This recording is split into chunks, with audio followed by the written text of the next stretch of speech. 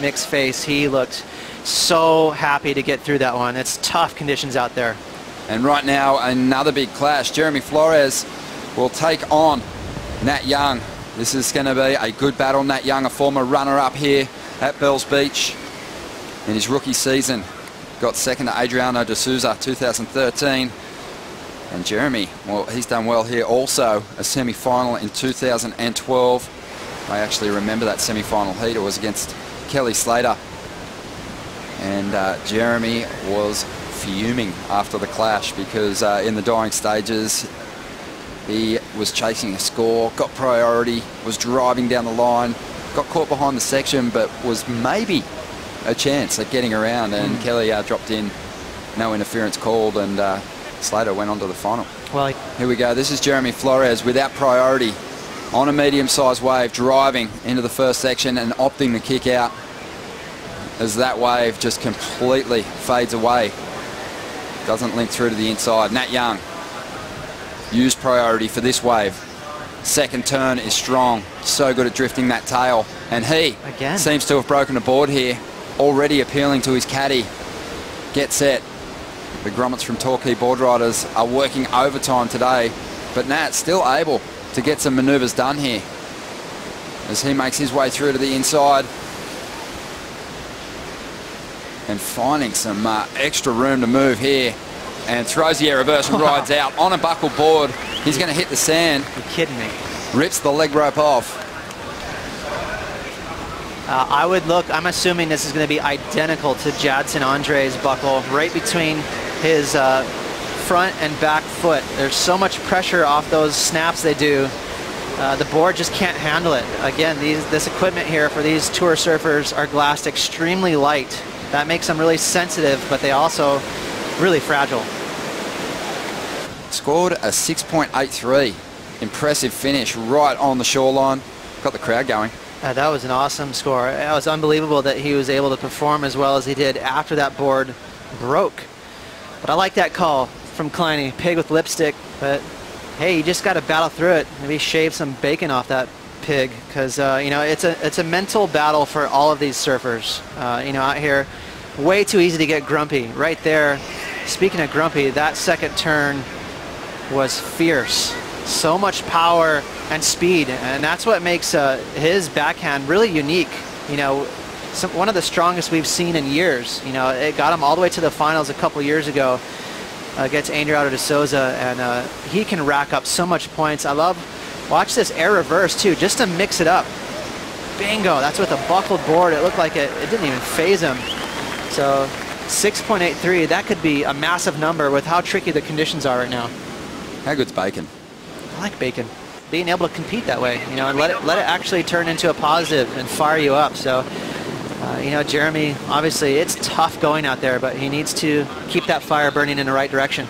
Jeremy's worst ever competitive season, 2014. He never broke out of the third round. That frustration just boiled over at Jeffreys Bay. He came in from the heat, had a mine explosion. We'll come back to that point in a moment, but here is Nat Young.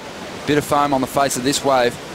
But Nat does find some green wall to work with and sends his board vertically into the pocket. Out on the open face now and looking for a strong finish. 3 manoeuvres on the outside. Let's see if he can link it through to the shore break. Climbs up over the foam. Just looking to add points wherever he can. Just under 14 minutes. I'll tell you what, that was a lottery ticket. That wave was big, smooth, had a clean line on it. I guarantee you he's not super satisfied with that performance on that wave. He mistimed it just a little bit, but it's going to be a solid backup score. You know, a couple of decent maneuvers on the outside. I just wanted to touch on quickly Jeremy Flores' season last year. Things boiled over in Jeffreys Bay. Jeremy let his emotions get the better of him. He actually was suspended from a couple of events. Here's a replay now of Nat's last ride, just a few turns, but suspended for a couple of events. Came back and never was able to really recover mentally on the championship tour, but to his credit, put together a QS campaign in the last few major contests of last season.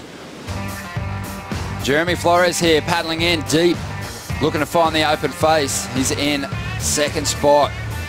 And Nat Young has left him chasing a 2-wave total. And what can he do in that situation but just throw the hands on the hips and wonder why? Well, you know what? That wave was pretty bad on the outside, but it did have a reform there after he kicked out, so maybe he could have milked it a bit. But I think for Jeremy, he's got some time left. You know, just under 10 minutes. It's not a huge combination, so you know, he's just got to keep the game face on. Nat Young always looks deadly here at Bells, and I think these conditions are really working in his favour against Jeremy, who's got some really nice rail turns. You can see there was just really nothing on offer there. Well, here's the thing, though. That wave was smooth. A couple opportunities to do some sweeping cutbacks, and there was a closeout section on the inside. So maybe he could have milked a 6, something like that. But I think it's a minor mistake, not a big one. Here, I think he needs to just keep catching waves. 6.83 right there, a beautiful backhand snap. So much power and torque. So much, though, that he actually snapped the board. He buckled the board in between his feet. And what's so amazing about this score is he performed with that board under his feet, not 100%. There is a crease there, and he actually pulls off an air reverse. Super clean, too. He rode out of that on the shore break and then found himself a solid wave out the back for a quick backup score, 7.83, more than a backup score. This is his biggest one so far. Huge wave, and again, I think he mistimed it a little bit there. Right there is where he bobbled that bottom turn, had to go around and just do kind of a check snap, and then the whitewash climb. But the wave was such a golden nugget that he still got a near excellent score. Watching that heat recap just then and just seeing the conditions on offer really took me back to the year that Nat got a second place finish here in. Yeah, he'll be stoked making it to the quarters. You know, it's not a horrible result, too, for Jeremy. If, in fact, he does go down a 9th place finish, get you 4,000 points. And we are about to get inundated with some crazy weather coming in on the horizon. Here we go, Jeremy Flores just looking to get himself into this heat. Driving down the line. He's got some speed. Trying to maintain some energy. He finds a section to work with. Draws out a nice slice, cutting back. Really needs this wave to wall up on the inside. Bouncing around. And just looking a little frustrated. He's going to call it. He's shaking his head.